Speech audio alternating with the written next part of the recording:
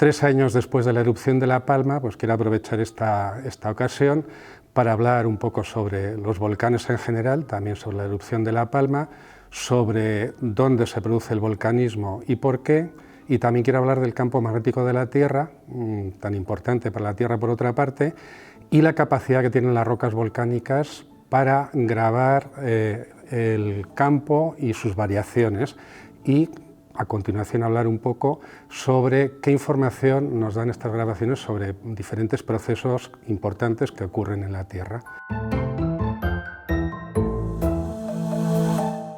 Bueno, pues gracias por la presentación, gracias por la invitación y gracias a los asistentes. De lo que voy a hablar, volcanes e imanes, la idea es hablar un poco sobre volcanismo, sobre la erupción de La Palma también, sobre dónde encontramos volcanismo y por qué, también sobre el campo magnético de la Tierra, tan importante, y sobre la capacidad que tienen las rocas, sobre todo aquí en este caso voy a hablar de rocas volcánicas, de grabar las características o grabar el campo magnético de la Tierra y sus variaciones y el uso que podemos dar a esa información, que se puede sacar información pues, de mucho interés para las ciencias de la Tierra. La primera imagen pretende unir en una misma imagen las dos ideas de la charla, el volcanismo y los imanes. Aunque no voy a hablar de auroras boreales, esto es una erupción en Islandia y vemos una aurora boreal que es un efecto del campo magnético terrestre, que es un escudo protector contra las partículas, la radiación también que nos llega del Sol, y parte de lo que no es capaz de desviar o retener lo desvía hacia los polos, las partículas que chocan con los átomos sobre todo de oxígeno y de nitrógeno, los excitan y producen estas luces que llamamos auroras polares o boreales.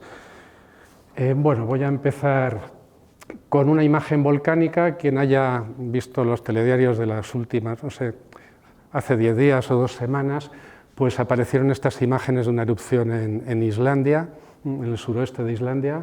El nombre complicado aparece por ahí arriba, es una imagen del 29 de mayo.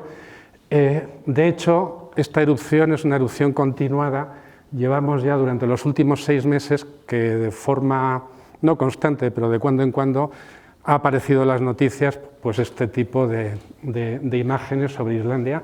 Se ve, es muy bonita, por ejemplo, cómo sale la lava a través de una fisura y esto se está produciendo, esto se ve, pues en esta parte de aquí de Islandia, que como veremos más adelante, es la separación entre la placa norteamericana y placa eurasiática y es una zona de formación de rocas volcánicas. Bueno, se puede decir que qué suerte he tenido que haya aparecido una erupción justo cuando voy a dar una charla o cerca a ella para poder sacar una foto bonita y actual, pero aquí tenemos, esto es de hace 2 días, del día 10, y son los volcanes que están en erupción en estos momentos, actividad mayor o menor, pero por lo que he leído son 46 los que estaban ayer en actividad. Entonces, y esto lo podía haber sacado de cualquier día, de hecho cuando he ido preparando la charla he ido cambiando y la imagen es básicamente la misma. Tenemos una actividad constante a lo largo, en todo el mundo, a lo largo del tiempo. Y aquí nos aparece quizás la idea también de decir, ¿qué es el volcanismo activo? ¿Esto es volcanismo activo? El término volcanismo activo es un poco más amplio, lo tenemos definido aquí. Por supuesto, volcanismo activo es cuando tenemos una erupción en la actualidad, pero también cuando tenemos volcanes que muestran ciertas señales, que pueden ser emisión de gases, algunos sismos u otras señales de deformación que indican que ahí está pasando algo, pero incluso la definición es más amplia, que hayan ocurrido erupciones durante el Holoceno. ¿Qué es el Holoceno? El Holoceno es la época geológica en la que estamos actualmente, pero son los últimos 11.800 años. Y claro, parece un poco atrevido decir volcán activo y 11.000 años, pues es como mucho, pero tenemos que pensar en términos geológicos, en tiempos geológicos. La Tierra tiene 4.550 millones de años, más o menos, 11.800 años es un suspiro. Entonces el volcanismo activo es el que reúne estas condiciones. Y este es el mapa con el volcanismo activo que tenemos y vemos además, aunque luego lo comentaré también, que el volcanismo aparece sobre todo en ciertas zonas como alrededor del Pacífico, aquí en la zona del Rift, se ve peor pero a través del Atlántico también hay toda una zona, o entre por ejemplo África y Eurasia. en unas zonas muy concretas. Luego hay más volcanismo también y también hablaremos de ello. Y si nos fijamos, esto es España, Canarias no nos sorprende, pero ahí arriba en el rincón noroeste también hay volcanismo activo. Hablaremos sobre ello también. Pero vamos a La Palma, que es lo que recordamos todos, las imágenes de hace ya casi 3 años o 2 años y medio. Esto fue una erupción que comenzó, creo que fue el 13 de septiembre de 2021 y concluyó, o el 19 y concluyó el 13 de diciembre, 85 días en total. Es la erupción más larga registrada en la isla y bueno, voy a pasar a la siguiente imagen. La verdad es que el volcanismo produce imágenes muy bonitas, espectaculares, y a los que nos gustan las ciencias de la Tierra, pues nos llama más la atención, pero a la vez también produce unos destrozos muy importantes, muy grandes para la gente que le toca vivirlo. Aquí en este caso la erupción pues, emitió 200 millones de metros cúbicos de lava, que se dice pronto, destruyó como cerca de 3.000 inmuebles y gran parte de ellos acabaron totalmente cubiertos. Creo que destruyó también 70 kilómetros de carreteras, sobre todo en la zona suroeste de la isla. Y si hay algo bueno en estos desastres es que no hubo, o prácticamente no hubo víctimas. Hubo una víctima, una persona que entró en la zona de exclusión a limpiar su casa y que murió intoxicada por la inhalación de gases tóxicos. Pero en general puede decirse que, ¿por qué no hubo víctimas? Porque las erupciones como de este tipo están muy monitorizadas. Desde tiempo antes ya sabíamos que algo iba a ocurrir. Había señales de pequeños terremotos, de deformación de la Tierra, abombamiento, por ejemplo, emisión de gases. Un ejemplo lo podemos ver aquí. Aquí tenemos la isla de La Palma. Esto es un zoom de esta parte. La parte sur, que es la parte más nueva de la isla y se llama Cumbre Vieja. Curiosamente, pues la tenemos aquí y lo que vamos a representar es la secuencia de terremotos ocurrida durante la última semana antes de la erupción. Esto procede del Instituto Geográfico Nacional. Aquí aparecerán representados los epicentros, los lugares, la proyección en superficie donde se producen, y aquí veremos la profundidad a la que ocurrieron. Conforme iban pasando los días, creo que esto lo tengo que pulsar aquí. Bueno, y vamos viendo cómo aparecen, bueno, teníamos que ir viendo cómo aparecen los primeros terremotos en la zona central a una profundidad de 10 kilómetros, pero conforme vamos avanzando en los días van subiendo hasta que la erupción se produce en esta zona. El volcán se llama Tajo Gaite, al final se decidieron por ese nombre, y vemos realmente, ya se iban observando sismos durante los meses anteriores, se sabía que algo estaba pasando y se veía cómo iba subiendo el material. Esto ya es la parte muy al final, cuando ya vemos que el material pues, iba a entrar en erupción. Nada nuevo en La Palma. La Palma tiene un registro de erupciones históricas en Canarias, pues sería a partir del siglo XV, como las que aparecen aquí, todas en la parte sur, la parte de Cumbre Vieja. La última, la anterior a esta, fue la del Teneguía, que yo la recuerdo de niño en blanco y negro todavía, y no sé si hay alguien que puede aquí recordar la anterior del 49, pero no había televisión en cualquier caso. Son relativamente frecuentes las erupciones. Quizás os acordéis también de esta otra, que fue en 2011-2012, fue una erupción submarina, se produjo cerca del Hierro, aquí tenemos una imagen de satélite, cerca de la Restinga, y se produjo, creo que la emisión pues a profundidades de 700, 500 metros y se llegó hasta casi 90 metros de la superficie, o sea que se emitió bastante material también y duró como 5 meses, o algo más de 5 meses.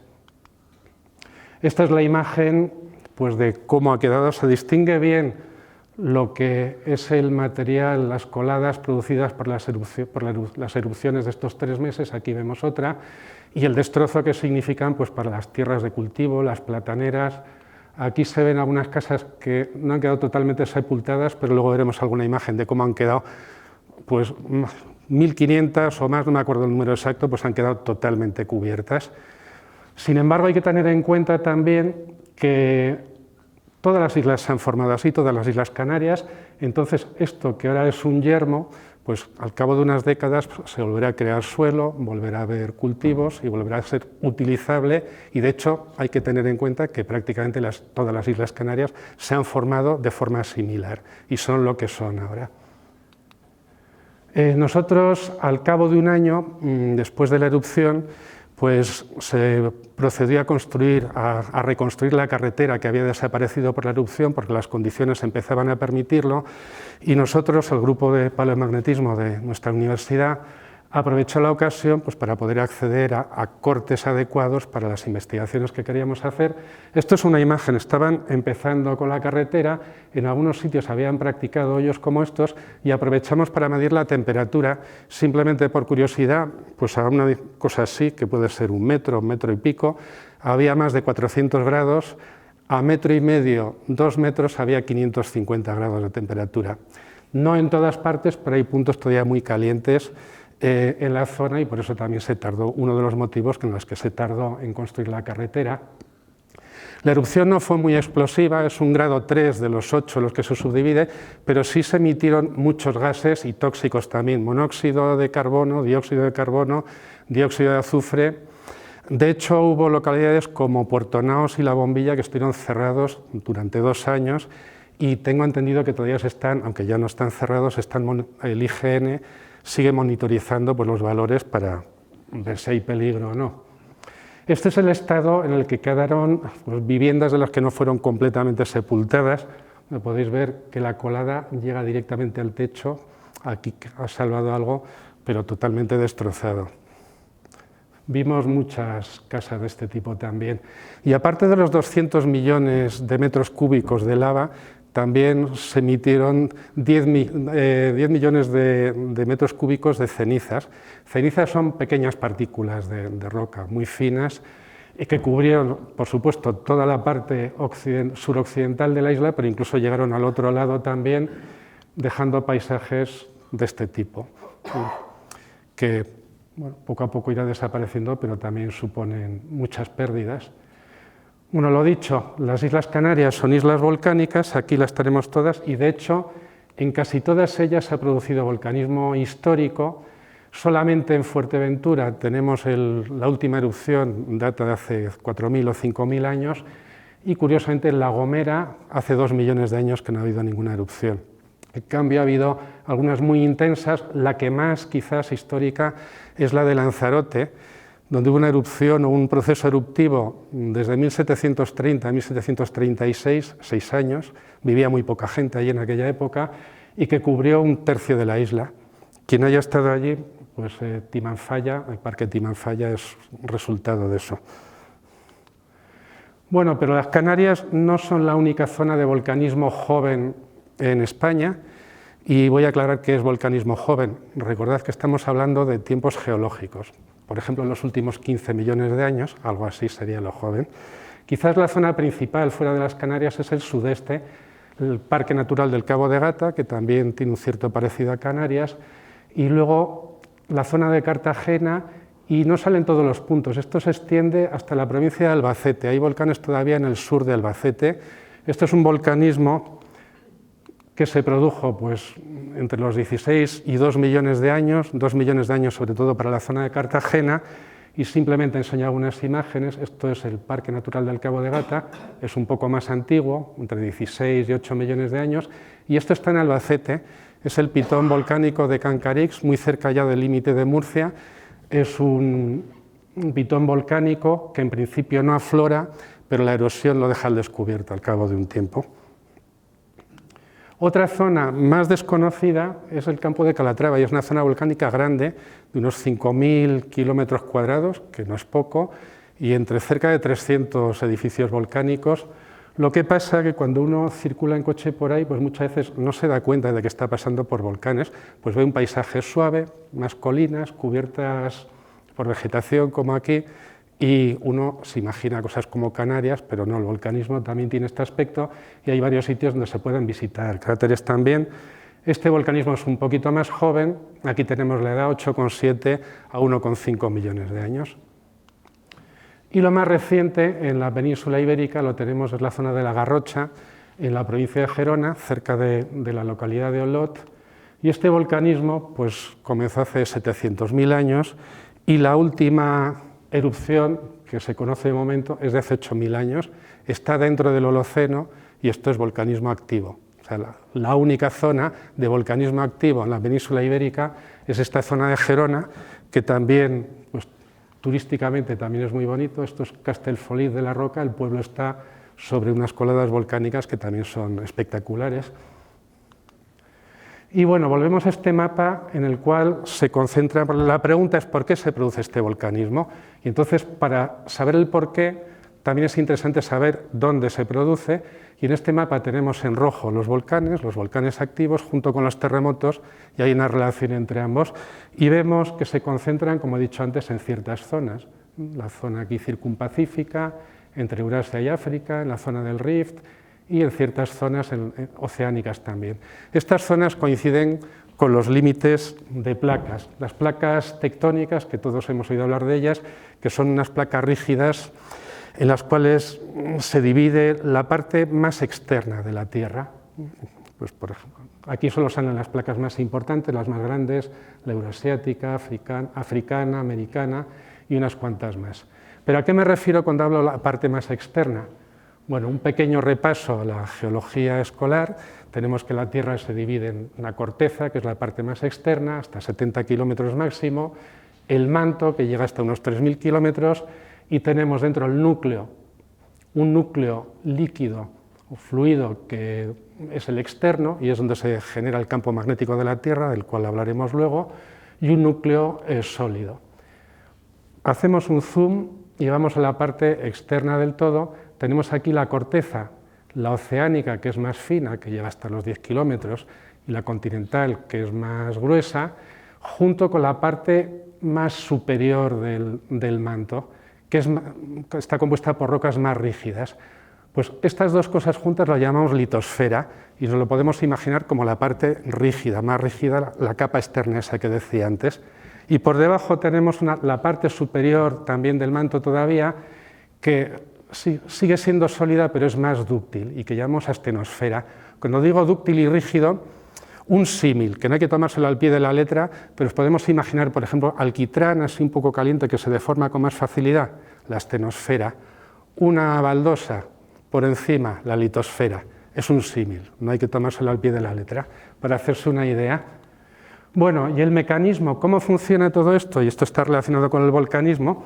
Pues tenemos la litosfera que se va creando. Aquí tenemos, por ejemplo, la litosfera oceánica y aquí tenemos una dorsal, que es un lugar por el cual sube material muy caliente del manto, sale a la superficie, se solidifica y pasa a formar parte de la litosfera y a la vez pues, se va haciendo sitio. De alguna forma pues, se empuja un poco y separa las dos partes que teníamos aquí.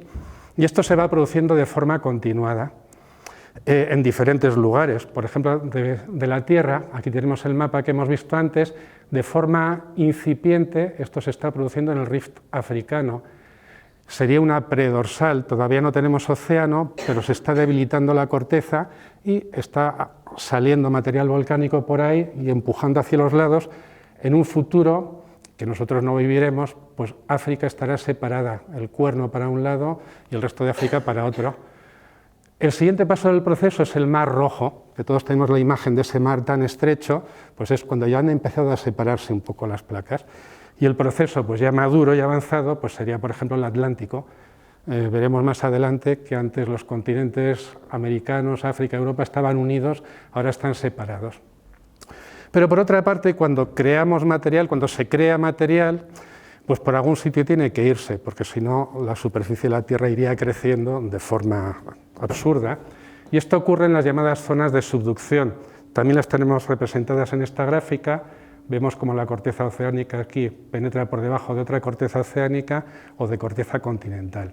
Bueno, pues todo esto está relacionado con los terremotos y con el volcanismo, que es de lo que hablamos, porque es sobre todo en estas zonas donde se crea material o donde el material otra vez desaparece, donde rozan, chocan las placas, es donde se produce volcanismo. Luego hay otro tercer aspecto que ya lo comentaré también. Esto, por ejemplo, sería en una zona de formación de material de roca volcánica. Aquí tenemos el océano Atlántico liberado de todo el agua, con lo cual vemos toda la topografía y vemos que hay una inmensa cordillera que se recorre la Tierra de norte a sur, que aflora en pocos sitios, en la famosa isla de Santa Elena de Napoleón y sobre todo en Islandia y alguna islita más. Pero esto es una zona de generación de material volcánico y de hecho en Islandia pues, lo vemos como una manifestación de volcanes como la que conocemos, como lo que vemos, lo que entendemos por volcanes. Y aquí, por ejemplo, bueno, esto es el proceso, el mecanismo que acabo de explicar. Aquí vemos en tierra pues, una imagen de este tipo. En pocos lugares pues, se ve tan claro como en Islandia.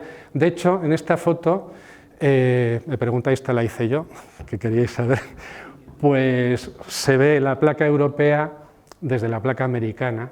Aquí estamos al oeste, aquí al este, y aquí en medio pues vemos todo es volcánico, también lo que vemos al final, pero aquí en medio vemos todo este material nuevo que se está generando en estos momentos también, como en la foto que os he enseñado al principio.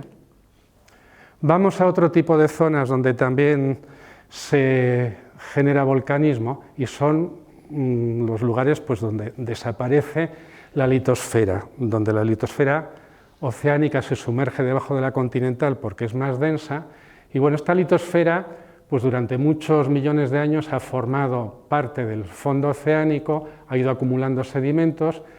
Cuando choca con la otra placa pues se generan montañas y cuando subduce en algún momento pues se produce una fundición del material de la poca placa, de los sedimentos que había encima. Este material se calienta, al ser caliente pues va ascendiendo y en superficie forma volcanes. Una zona, la más típica quizás donde ocurre esto, es en la costa pacífica sudamericana, que es lo que tenemos aquí, donde la placa de Nazca penetra debajo de la placa sudamericana, formando en el choque los Andes, y dentro de los Andes pues hay muchos volcanes, algunos muy altos, como el Cotopaxi, que es una de las cimas más altas de América. Como curiosidad, en las zonas de las dorsales, como Islandia, la roca volcánica más típica, conocida, es el basalto, pero en cambio en estos entornos no es el basalto, se llama andesita precisamente por los Andes, que es una de las zonas más típicas.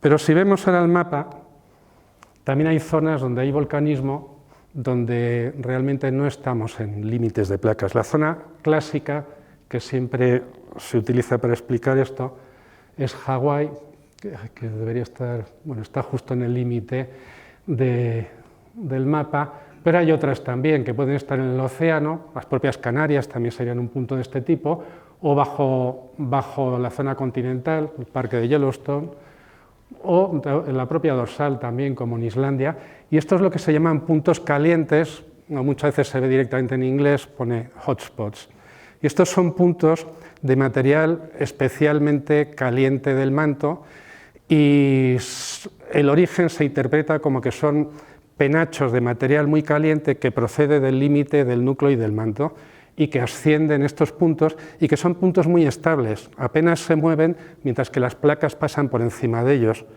Y esto da lugar a situaciones como esta, que es muy típica de los libros de texto, de Hawái. Aquí tenemos la placa pacífica que se va desplazando en sentido de la flecha y tenemos un punto caliente aquí. Hace 4 a 6 millones de años este punto estaba aquí sobre el punto caliente, es la isla de Kauai, y se formó el volcanismo. Fue desplazándose la placa y volvió a producirse volcanismo cuando este punto estaba por encima, la isla de Oahu, hace ya 3 millones de años, y actualmente la isla que está por encima del punto caliente es la isla de Hawái, se llama igual que la cadena, la isla grande, y lo hemos visto en los telediarios también, el volcán el Mauna Loa o el Kilauea, que por lo que he leído es el volcán más activo del mundo, es el que más volcanismo genera. Esto es lo que se llama el volcanismo de los hotspots. Bueno, aquí 2 imágenes, esta es la isla de hace 5 millones de años, donde ya no hay erupciones, y esto sería una erupción actual en la isla de Hawái.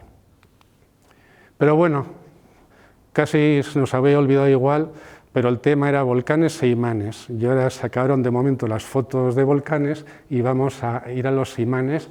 La foto igual es menos espectacular, pero es para recordar lo que es un imán. Creo que todos los que estamos por aquí tenemos cierta idea. Recuerdo que los imanes tienen polo norte y sur, los polos de signo igual se repelen, los de signo distinto se atraen. A la izquierda tenemos el típico experimento escolar, un imán con unas limaduras de hierro. Sabemos que los imanes atraen a ciertos materiales, a ciertos metales, al hierro, por ejemplo, y con este experimento pues, podemos visualizar la dirección en la cual se produce la fuerza que ejerce el imán sobre estas partículas de hierro, se llaman líneas de campo magnético, y aquí las tenemos dibujadas, con el polo norte y el polo sur. Bueno, podemos quedarnos con la imagen que tiene las líneas de campo, la forma que tiene el campo magnético de una barrita de imán, porque resulta que la Tierra tiene un campo magnético que tiene una forma muy parecida. Esto está un poco idealizado, porque si nos alejamos más es más asimétrico. Realmente, si vamos mirando punto por punto, pues tampoco es una forma tan limpia como la de una barrita de imán, pero se suele decir que en un 90% el campo magnético de la Tierra se representa bien con un modelo de este tipo. Es un campo muy débil realmente en comparación, pues los imanes estos de nevera son 10 veces más fuertes y no son muy fuertes. Y, por ejemplo, los dispositivos médicos que se utilizan normalmente de tomografía, pues ya vemos aquí que multiplican entre 30.000 y 60.000 veces la intensidad del campo magnético. Aún así, es muy importante porque sirve como una pantalla, como un escudo para lo que se llama el viento solar, que son partículas y radiación que llega del Sol. Entonces nos evita directamente las partículas, parte las desvía, parte las confina en algunas zonas, y las que sí llegan a la Tierra pues se desvían hacia los polos, hacia las zonas polares, produciendo esas auroras que he dicho antes, y también nos protege indirectamente porque el campo magnético evita la erosión de la atmósfera, como ha ocurrido en otros planetas, y de esta forma pues también sirve de protección para la radiación solar. Bueno, este campo aquí lo tenemos otra vez, y en esta imagen de la derecha vemos dos cosas. Bueno, se puede medir la dirección de las líneas de campo con una brújula, y llaman la atención dos cosas. Una, que veis que el polo norte y sur geográficos y magnéticos no coinciden del todo, se parecen pero no coinciden. Y otra cosa es que hasta parece un error, que he puesto el sur en el norte y el norte en el sur. Realmente nuestro polo norte magnético es un polo sur, porque atrae a la parte norte de la aguja de una brújula. Entonces, aunque se llame polo norte magnético, polo norte geomagnético, realmente debe ponerse así, es un polo sur. Vamos a la siguiente imagen, ¿qué os parece? La intensidad dije que era muy débil, es más fuerte en los polos, y donde más débil es la intensidad es en el ecuador. Entre medias pues va variando. Aquí tenemos una imagen parecida, pero quiero destacar otra cosa. Recordad la primera imagen de la barrita de imán con las líneas de campo, las limaduras de hierro, y vemos que las limaduras de hierro pues, se orientan conforme a esas líneas de campo. Pues bien, las líneas de campo son horizontales, son paralelas en el ecuador, pero por ejemplo en el polo son totalmente verticales, y en sitios intermedios pues forman un ángulo horizontal. Si cogemos una brújula, solo vamos a poder medir la dirección horizontal del campo, pero no la vertical. De hecho, están construidas de tal manera para que no lo enseñen, porque si no se bloquearían. Podemos utilizar otros dispositivos como este para medir lo que se llama la inclinación en cada lugar. Las brújulas, como no coincide normalmente el norte geográfico con el norte magnético, pues también hay una diferencia que llamamos declinación, y bueno, estos tres parámetros, declinación, inclinación y la intensidad del campo, pues nos definen cómo es el campo magnético en cada lugar. Con estos tres datos podemos caracterizarlo.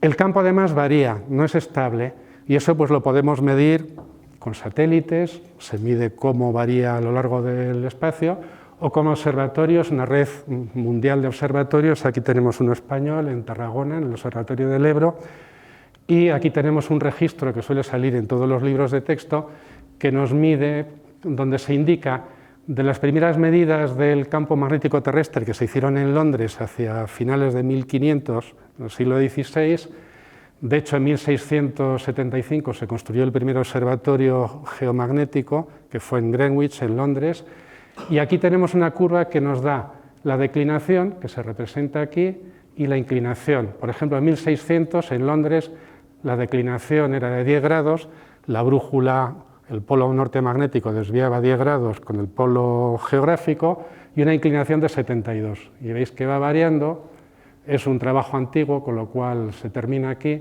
pero la curva más o menos se cierra y continúa luego dando vueltas también. Esto nos indica que el campo magnético terrestre va variando con el tiempo. De hecho, esto es una variación gradual que además vuelve al mismo sitio con el tiempo, pero hay variaciones mucho más drásticas, las que se llaman cambios de polaridad. Los cambios de polaridad implican que el polo norte se convierte en sur, el magnético, y el sur en norte. Está representado aquí, y esto la última vez que ocurrió fue hace 780.000 años. ¿Cómo sabemos esto? Atapuerca pues, no tenía observatorio como Greenwich, o sea que hace falta recurrir a otros datos, y aquí es donde volvemos a la geología un poco. Aquí volvemos a tener una roca volcánica, un basalto, que cuando uno lo mira así, pues parece una piedra muy homogénea, pero si se mira con poco de aumento 10 veces, vemos que realmente está compuesta por diferentes minerales, de los cuales una parte son magnéticos. De hecho, el mineral magnético más conocido, más importante, se llama magnetita, o sea, directamente indica de qué va la cosa, y en rocas de este tipo, pues más o menos entre el 1 y el 5% de volumen, son minerales de este tipo, suelen ser muy pequeñitos, aquí hay una imagen de microscopio, son pequeños granos, y estos minerales son magnéticos. Para hacérnoslo fácil vamos a imaginárnoslos como un pequeño imancito. Cada grano de estos es un pequeño imán que está dentro de esta gran roca y es lo que representa pues, esta roca dibujada. ¿Veis que tiene flechitas? Pues estas flechitas nos indican la dirección de ese imán de cada grano. Tal como están ahora, el magnetismo neto es nulo porque unas se compensan con otras porque cada cual señala para otro lado. Pero ahora vamos a meter otro parámetro. Volvemos a una erupción, volvemos a los volcanes y estamos pues, en un momento de una erupción con una roca que puede estar ya sólida, puede estar todavía líquida, está a una temperatura muy alta, pero no significa, por ejemplo, estar a 1000 grados que la roca siga siendo fluida. Lo importante es la temperatura muy alta. Y tenemos esos granos de magnetita dentro. Además, están hechos de tal manera, cada uno señala para otro lado. Falta un dato aquí para completar la imagen, y es que hay un campo magnético terrestre. Y si os habéis fijado, el campo magnético terrestre ha orientado estos imancitos. Igual que un imán orienta las partículas de hierro, las virutas de hierro, orienta una brújula, pues ha pasado esto. ¿Qué pasaría si quito el campo? No lo podemos hacer, pero imaginaos que desaparece, pues rápidamente se volverían a desordenar. Pero ahora pasa, y eso explica también estos términos técnicos que he puesto aquí, la roca se va enfriando, se va enfriando hasta que llega a una temperatura, y hay una temperatura que se llama temperatura de Curie, que es lo que he puesto aquí. Esta es una temperatura característica de cada mineral magnético, o en el fondo de cada material magnético, y en la magnetita, por ejemplo, son 580 grados. Cuando estamos por encima de 580 grados, pasa lo que he dicho antes, que si estamos, por ejemplo, a 800 grados y quitamos el campo, rápidamente se produce un desordenamiento magnético. Pero cuando bajamos de esa temperatura, de repente la situación se vuelve muy estable. Esta orientación que tenemos aquí puede permanecer mucho tiempo. De hecho, aquí he cambiado el campo, pero no ha cambiado la orientación del magnetismo que teníamos, de la emanación que tenían estos granos. Es decir, que la roca se magnetiza de forma permanente y esta magnetización puede ser muy, muy, muy estable, puede durar cientos o miles de millones de años en ciertos casos, eso ya depende. Y esto nos permite pues, que se conserve una señal magnética. Por ejemplo,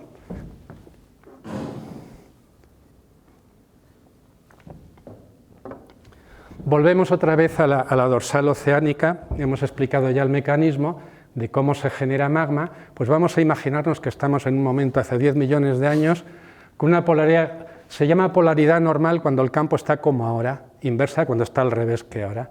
Y entonces sale material muy caliente, tal como hemos explicado antes, que se magnetiza. Al formar litosfera se enfría y conserva esa magnetización. Ya tenemos ahí una emanación, se llama remanente, con la dirección, con la polaridad del campo en ese momento. Y ahora pasan los años y cambia de polaridad el campo, y ahora el material nuevo que sale, lo primero que hace es separar el que había, la mitad para un lado, la mitad para otro, pero encima sale material nuevo que ahora se magnetiza al revés, se magnetiza con polaridad inversa, y tenemos aquí la normal de antes separada y la nueva inversa. Y este proceso continúa a lo largo de millones y millones de años y nos deja un patrón de este tipo. Esto podría ser, por ejemplo, la dorsal mesoatlántica, la placa americana, la placa europea, y aquí este código de barras pues sería paralelo a un lado y a otro, serían las mismas que se han ido separando con el tiempo.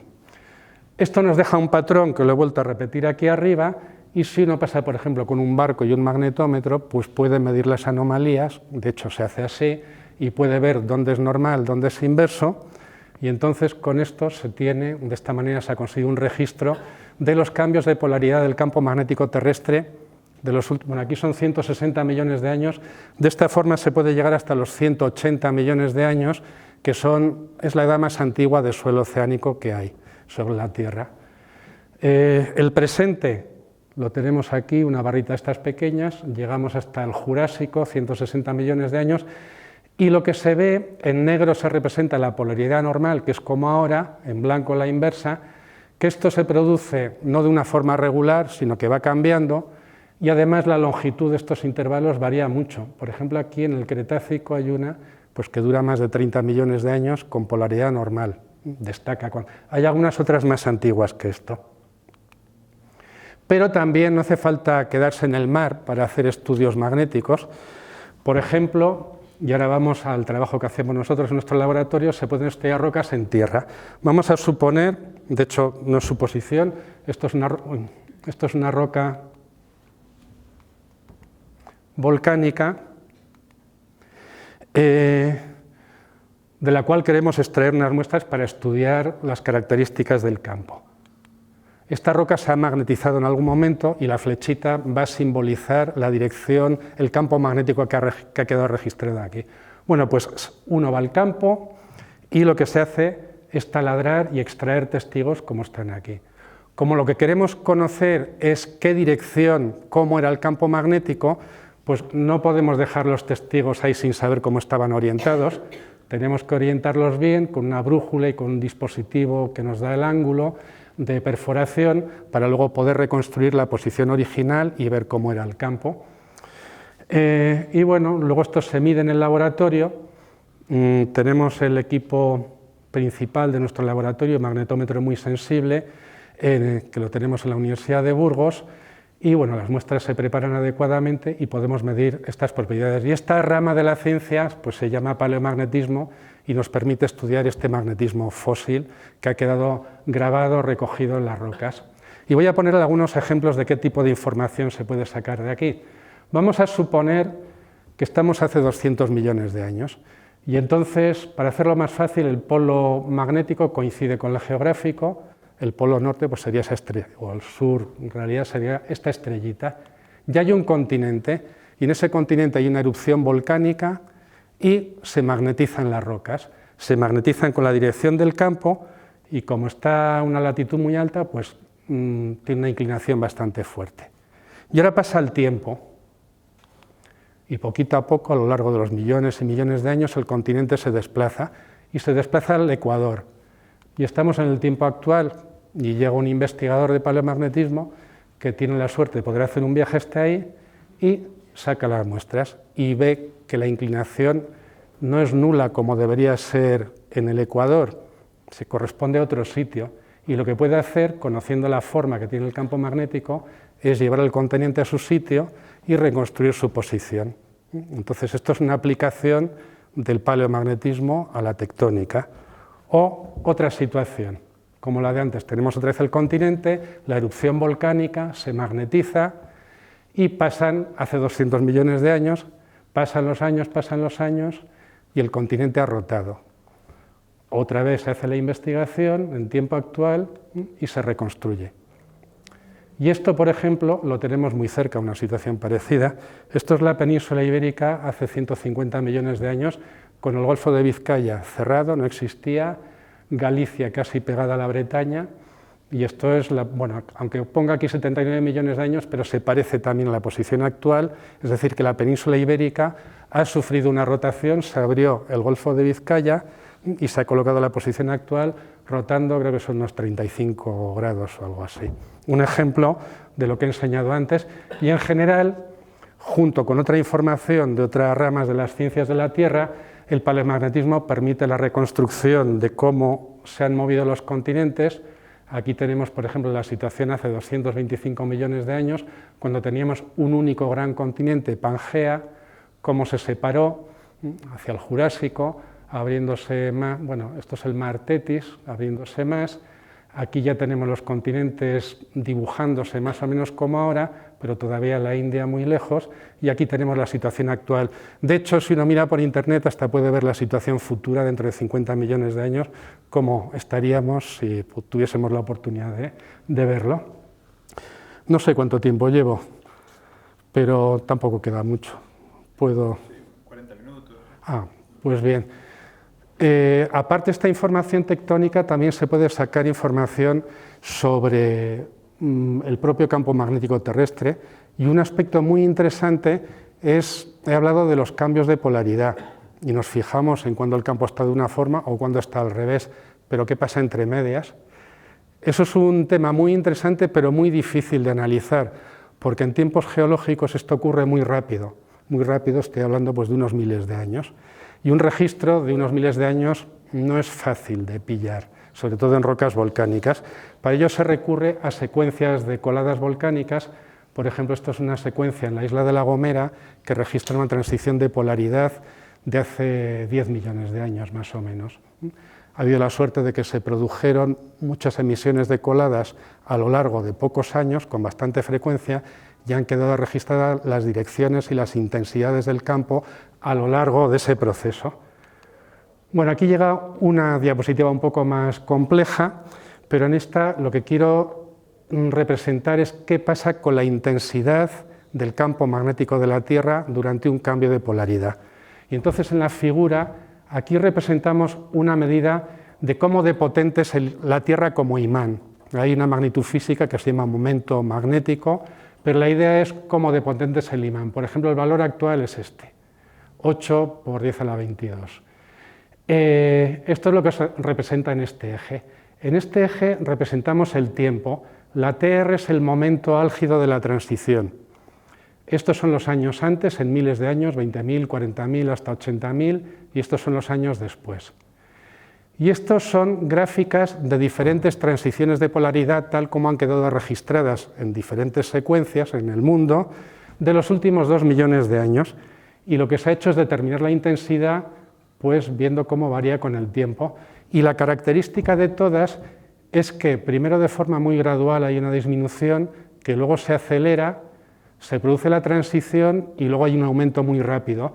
Pero es destacable, fijaos el valor, aquí estamos en 1, de 8, de la amarilla esta hasta 1, estamos casi en el 10% o en el 15% del valor, incluso puede bajar más. Es decir, que en un periodo corto de tiempo, corto geológicamente, porque estoy hablando de miles de años, el escudo protector que tenemos se debilita mucho. Hay unos años durante una transición que se caracterizan por tener una intensidad de campo muy, muy débil. Esto en cuanto a la intensidad del campo. La dirección del campo en estas épocas de transición también hace cosas muy raras.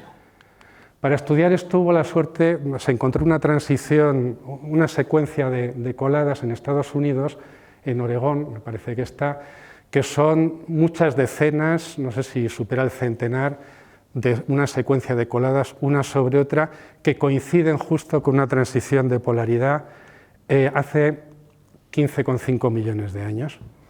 Y entonces, aquí otra figura un poco más compleja, donde quiero representar qué es lo que pasa durante esa transición. Entonces, ¿cómo lo vamos a ver? Vamos a imaginarnos que retrocedemos 15,5 millones de años con una brújula y nos colocamos en el sitio donde se emitieron las coladas. Y estamos ahí y vamos a ver qué pasa con la brújula a lo largo de los miles de años que dura esta transición. Esta transición fue un paso de sur a norte, o sea, de lo al revés que ahora, de inverso a normal. Entonces, si nos colocamos un poco antes de la transición, nuestra brújula señalará al sur, en lugar del norte como ahora. Y ahora esperamos, y todos estos puntos que salen aquí son resultados obtenidos en las coladas. Cada punto pueden haber pasado unas décadas o unos cientos de años, una cosa así. Y entonces vamos viendo el inicio de la transición, la brújula ya no me señala al sur, me señala para aquí. Si espero un poquito más, me va señalando a puntos muy raros en cada momento. Todo esto acompañado de una intensidad muy débil. Recordadlo, que lo hemos visto en la imagen anterior. Bueno, van pasando los siglos, tengo la paciencia de continuar midiendo, y parece que ya se acaba, pero falsa alarma, porque se vuelve otra vez para aquí la brújula, señala, incluso cruza por aquí, por el Pacífico, vuelve a subir hasta que al final, bueno, después de vienen números para indicar en la trayectoria, llega pues a este punto final, es el último punto de registro de esta transición que se pudo medir. Es decir, que las transiciones ofrecen una imagen muy distinta. Durante esa época corta en términos geológicos, el campo es muy poco intenso y además el campo pierde su parte principal, la llamamos dipolar, es la que corresponde a la barrita de imán, y realmente pues, la dirección tampoco es la que habitualmente tiene. Y una última aplicación, antes de concluir la charla: ¿cuánto tiempo, qué edad tiene nuestro campo magnético? Eso también se ha podido ver con métodos paleomagnéticos, ya de análisis muy fino, y en concreto se ha estudiado la señal magnética de unas pequeñas inclusiones de magnetita que se ven por aquí, dentro de un mineral que se llama zircón, en rocas de las que se sabía que ya son muy antiguas. Y la ventaja de estudiar este tipo de mineral, el zircón, es que puede ser muy estable, bueno, y se puede datar con un método que se llama uranio-plomo, que nos permite llegar a edades muy antiguas. Y bueno, se descubrió que la edad es de 4.200 millones de años. No tengo la incertidumbre, pero bueno, teniendo en cuenta que la Tierra tiene 4.550 millones de años, esto indica que tenemos campo magnético terrestre ya muy al principio de la historia de la Tierra. La intensidad, no tengo aquí la figura, la intensidad es más débil que la actual, no recuerdo si era un tercio o algo de ese estilo, pero era ya un campo considerable y un campo pues, real, y existen otras medidas de épocas un poquito más recientes, pero en torno a 4.000 millones de años, 3.800 millones de años, que nos indican que nuestro campo magnético pues, tiene una gran antigüedad. Y bueno, pues aquí ya quiero terminar simplemente con volver a lo que hemos hecho nosotros en la campaña que hicimos en 2022, porque he hablado de rocas muy antiguas, de procesos tectónicos que han ido ocurriendo a lo largo de los millones de años. La pregunta es, ¿qué hacemos nosotros muestreando una erupción volcánica de 2021? Que ya sabemos dónde están las Canarias, no se han movido, ya sabemos cómo es el campo ahora, porque lo podemos ver con la brújula o directamente por internet.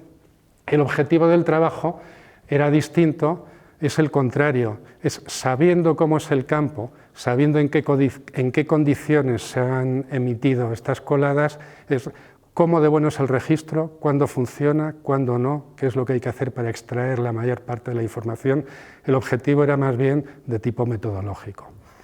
Y bueno, aquí además me ha servido para juntar otra vez el magnetismo y las rocas volcánicas, y creo que es un punto adecuado para terminar la charla.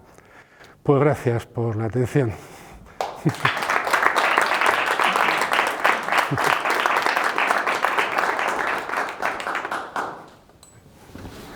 Ahora podemos tener unos minutos de preguntas. Si tenéis alguna cuestión que queráis preguntar, podéis aprovechar. Como se está grabando en vídeo también, lo único, si puedes repetir la pregunta que te hagan, repetirla un momento para que se escuche bien en el vídeo. Bien, ¿vale? sí. ¿Alguien tiene alguna pregunta? ¿El magnetismo ocurre también en otros planetas? O sea, del sistema solar, me refiero, ¿existe también? Porque campo magnético igual no es el mismo y por tanto no tiene ese efecto protector que hablabas. Sí, bueno, la pregunta es si el magnetismo también existe en otros planetas. Y es una buena pregunta. Por ejemplo, en Marte actualmente apenas hay campo magnético, aunque lo hubo, se han medido rocas también de la Luna magnetizadas. Marte, para que exista un campo magnético se necesitan cosas como un núcleo fluido como el que tenemos que sea capaz de producir un campo magnético y a su vez pues una tectónica que refleja un poco pues, esa temperatura que hay en el interior. Entonces, mientras los planetas tengan todavía una historia de temperatura que permita generar un campo y que se refleja también en tectónica, pues entonces hay un campo. Cuando desaparece, pues ocurre lo que ocurrió en Marte, que queda en peligro la atmósfera, ya tiene menos gravedad que la Tierra, pero encima la atmósfera ya no se ve retenida también por el campo magnético y prácticamente va desapareciendo. Pero en principio sí, y depende de las condiciones de cada planeta. Que se están buscando exoplanetas donde pueda haber vida y tal así, ¿estaría relacionado con el campo magnético entonces? Pues me imagino, aunque no estoy en el tema de los exoplanetas, pero una de las condiciones importantes, aunque siempre hay organismos que pueden vivir en las condiciones más extremas, pero en fin, ese escudo protector es importante, también depende pues, de qué cantidad de radiación les pueda llegar o no, pero el escudo protector pues, es importante para generar condiciones adecuadas para la vida.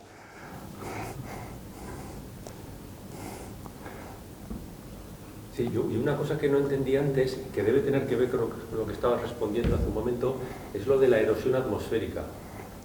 Ah, sí, bueno, preguntas por la erosión atmosférica que mencioné cuando hablé del escudo protector que significa la Tierra.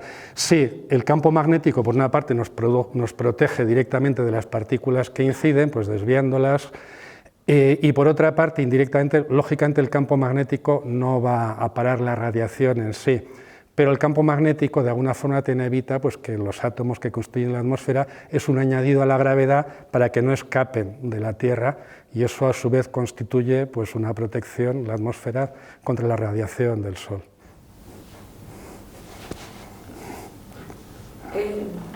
Has dicho que es muy importante el campo magnético. ¿Podrías llegar a calificarlo como imprescindible para que en la Tierra haya vida? Eso ya es una pregunta muy difícil, pero bueno, ha habido momentos, por ejemplo, la última transición de polaridad fue hace 780.000 años. De hecho, ha habido unos episodios que se llaman excursiones, que son parecidos, que han ocurrido incluso más cercanos en el tiempo. Y hace 780.000 años había vida humana incluso, y hemos sobrevivido. Entonces me imagino, bueno, aparte de que morían ya por otras cosas antes que nosotros, me imagino que la incidencia de cánceres sería mayor, pero, pues bueno, se puede sobrevivir. Pero el tema, lo que ha preguntado también Iván, habría la falta de campo magnético, pues haría que fuéramos perdiendo la atmósfera con más rapidez y ya sin atmósfera, pues las condiciones de vida quedarían reducidas al mínimo. Y otra cosa, recientemente se han visto auroras boreales en latitudes mucho mayores sí. que las habituales, ¿no? Mucho menores en realidad, sí. Sí. ¿Por qué puede ser? Simplemente la cantidad y la intensidad, la energía de las partículas que llevan, que pues no las desvían todas hasta, no siguen el camino a lo largo de las líneas de campo hasta el norte, sino que ya se desvían antes, tienen suficiente energía para eso y chocan con los átomos de nitrógeno y de oxígeno pues en latitudes más bajas. Muchas gracias. De nada. ¿Estos cambios de polaridad son bruscos? Me refiero, no, son en fin, bruscos desde el punto de vista geológico, pero no tan bruscos como... Efectivamente, son muy bruscos desde el punto de vista geológico porque son unos pocos miles de años. De hecho, ha habido algún artículo que incluso decía que menos, hablaban de cientos de años, pero parece que no ha prosperado mucho la idea. Miles de años sería la escala adecuada. Eso geológicamente es muy brusco, pero no, desde un punto de vista de una vida humana no son bruscos. Otra cosa es, que es la pregunta que suele y a continuación estamos en un cambio de polaridad, ¿cuándo se puede producir? Sería muy difícil verlo porque, por ejemplo, hay signos que podrían apuntar hacia ello y, por ejemplo, la intensidad del campo va disminuyendo gradualmente ya unos cuantos siglos, no sabría de memoria decir cuántos, y ya hay, por ejemplo, algunas inestabilidades en nuestro campo, como una anomalía magnética muy grande que ocupa toda la parte pues, de lo que es Uruguay, Paraguay, el norte de Argentina, Brasil y llega hasta África, se llama la anomalía del Atlántico Sur, y se han observado, por ejemplo, se han reconstruido con datos paleomagnéticos situaciones parecidas en excursiones, una excursión que ocurrió hace 40.000. Una excursión es una especie de cambio de polaridad abortado, que parece que lo quiere hacer y luego vuelve a lo normal. Se han observado situaciones parecidas, pero no es concluyente. O sea, que con los datos que tenemos ahora se puede decir, pues igual puede ocurrir algo dentro de unos miles de años o igual no. O sea, no nos da, no podemos decirlo con esa seguridad. Me imagino que si estamos muy cerca y ya vemos que el campo ha disminuido muchísimo, sería otra cosa. Pero ahora sería muy alarmista decir, aunque suele salir en los periódicos muchas veces, que estamos ante un cambio de polaridad. Eso significa que van cambiando lentamente tras y pueden pasar, digamos, norte y sur por el Ecuador, digamos, o no es. Bueno, es un poco la imagen esa compleja que he enseñado. Es un cambio, pero no tan... De hecho, hay diferentes modelos. El modelo del cual se habla es que se va debilitando el campo, sobre todo la parte que llamamos dipolar, la que corresponde a un imán de barra, para entendernos, que es esa forma viene dada por la rotación de la Tierra, sobre todo. Esa va disminuyendo, con lo cual se refuerza más las otras componentes, que son otros movimientos dentro del núcleo, y entonces el campo toma formas muy extrañas. Entonces vemos que disminuye la intensidad, pero que no va regularmente a lo largo de una trayectoria, aunque algunas veces se han observado cosas así también, sino que dibuja una trayectoria bastante confusa hasta que al final cambia. De vez en cuando, además, con rebote y con intento de llegar o no, ese tipo, es un poco la imagen que he enseñado, o sea, un comportamiento bastante errático, aunque la trayectoria final sería esa, sí. Sí.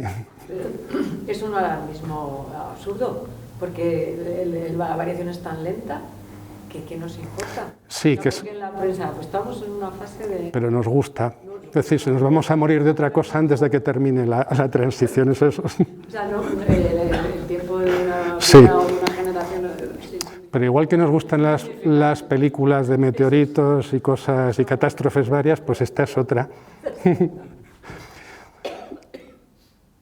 Sí, yo, de hecho, bueno, conozco a uno de los autores de este estudio tan detallado de cómo cambió la polaridad y nos contó pues, que le llamaba a mucha gente, pues, intentando sonsacarle para que dijese cosas espectaculares sobre este tipo de cosas así, precisamente.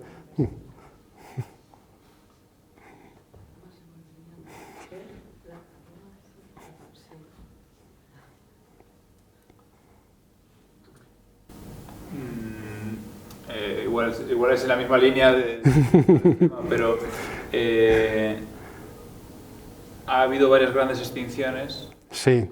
¿Hay alguna que, o sea, han coincidido en alguna ocasión con algún evento magnético del campo terrestre especial o no? Pues habiendo habido tantos, probablemente sí, pero nadie lo ha asociado directamente. O sea, cuanto más vamos a la antigüedad es más difícil acotar los límites de error, pero ha habido muchas transiciones de polaridad. O sea, yo entiendo que una transición de polaridad no va a producir una extinción masiva. Puede producir una mayor incidencia de muertes por determinados tipos de cosas, pero hasta ahí. ¿Y a nivel tecnológico hoy en día? Pues a nivel tecnológico sería un problema, me imagino, pero como hay tiempo suficiente para solucionarlo y hay gente muy lista, hubo menos tiempo para lo de las vacunas del COVID. Sí.